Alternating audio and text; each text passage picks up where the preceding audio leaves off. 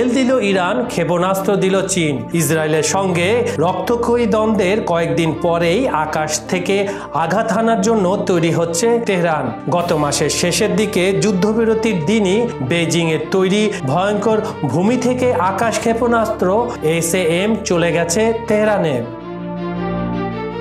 আরব গোয়েন্দা সূত্র বলছে, এ চালান শুধু অস্ত্র নয়, চীন ইরান গোপন সমঝোতার একটি পরিষ্কার মেসেজ।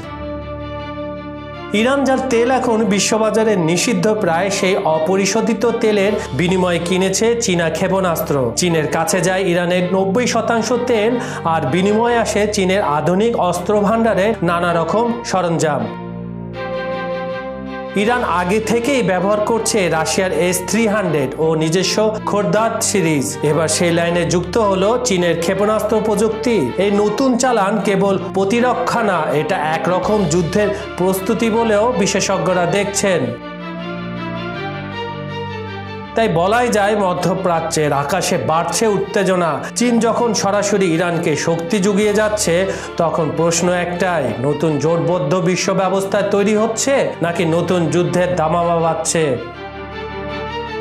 একদিকে আমেরিকার নিষেধাজ্ঞা, অন্যদিকে ইরান চীন রাশিয়ার জোট। এই খেলার শেষ কোথায় কেউ জানে না, কিন্তু আগুন জ্বলছে আর ক্ষেপণাস্ত্র তৈরি। এখন সময়টা কখন, সেটাই দেখার বিষয়। কাজল হায়দার, খবর সংযোগ।